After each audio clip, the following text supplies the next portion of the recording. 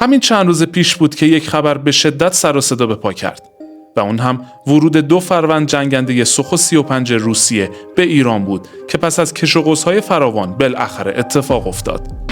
و بعد از اون هم اعلام شد که ایران مجوز تولید این جنگنده قدرتمند رو از روس‌ها دریافت کرده.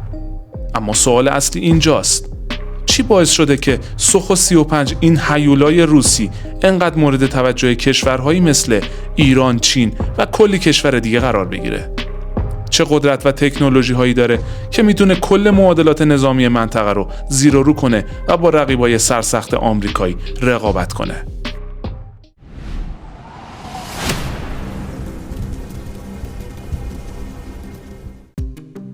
در دنیای امروز قدرت هوایی حرف اول رو تو جنگ ها میزنه و هر کشوری که بتونه آسمون رو کنترل کنه روی زمین هم تسلط داره.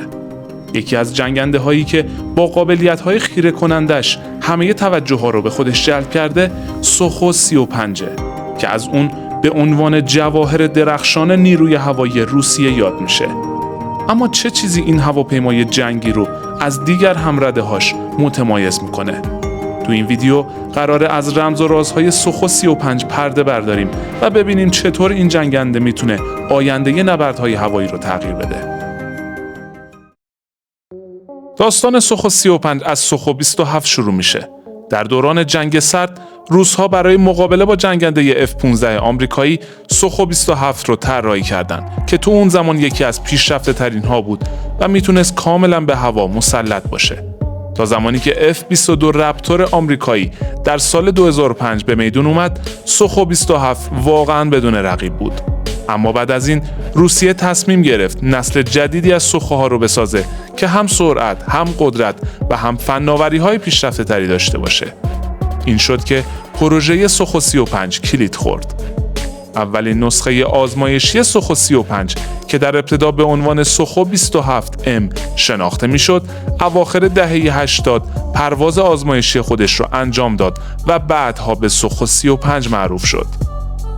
وقتی از سوخو 35 صحبت می‌کنیم، منظورمون تنها یک هواپیمای جنگی نیست، بلکه درباره یک پدیده هوایی صحبت می‌کنیم که مرزهای فیزیک رو به چالش کشیده.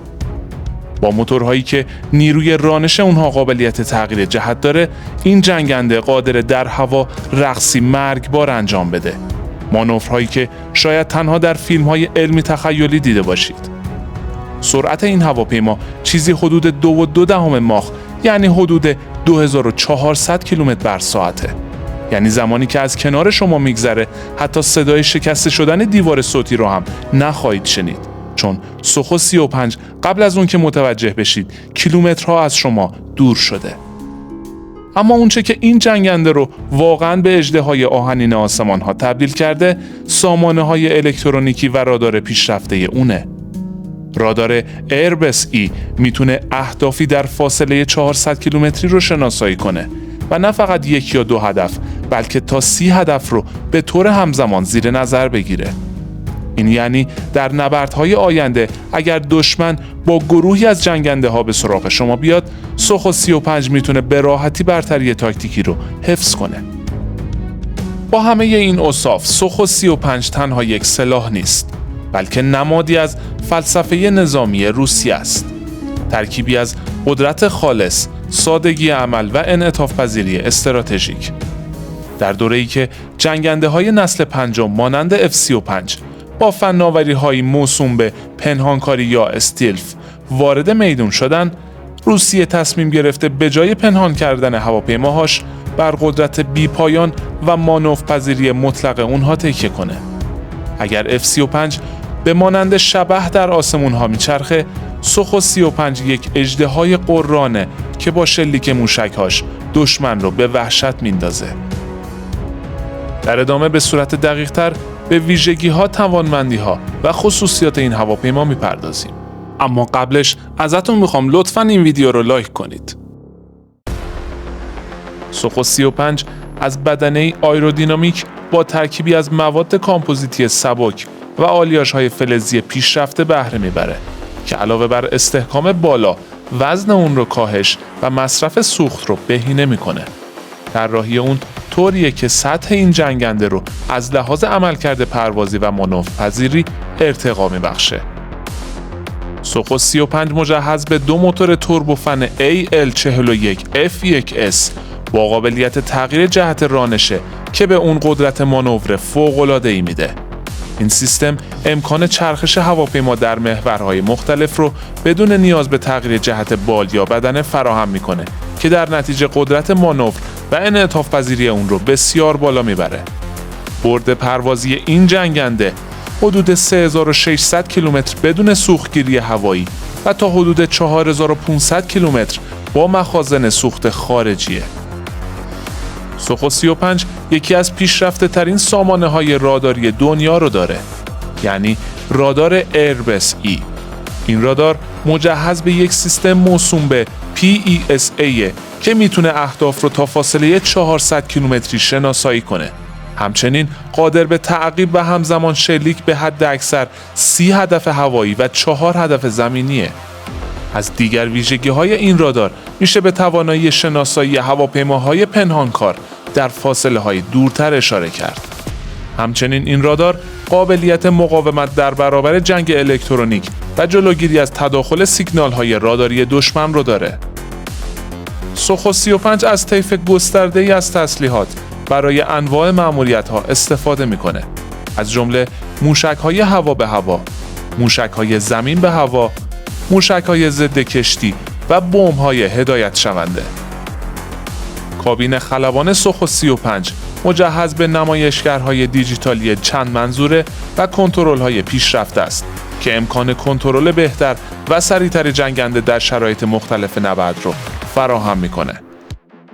سوخو 35 با جنگنده‌های پیشرفته غربی مانند F-15، FA-18 سوپر هورنت و یوروفایتر تایفون مقایسه میشه.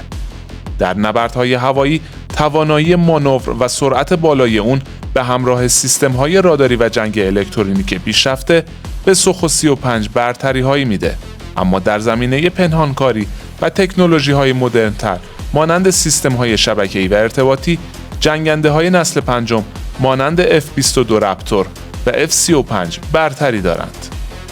علاوه بر نیروی هوایی روسیه، چند کشور دیگه نیز به خرید سوخو 35 علاقه‌مند شدند. ایران یکی از مشتریان بزرگ این جنگنده است و تاکنون قرارداد خرید 24 فروند سوخو 35 رو با روسیه نهایی کرده. همچنین چین، اندونزی و الجزایر نیز از دیگر مشتریان این هواپیما هستند. حالا به نظرتون سوخو 35 میتونه با مانورپذیری فوق‌العاده‌اش ضعفش رو در رادارگریزی جبران کنه و توی نبردهای هوایی به رقبای نسل پنجمی غلبه کنه؟ شما آینده نبردهای هوایی رو چطور میبینید؟ توی کامنت ها نظرتون رو برامون بنویسین.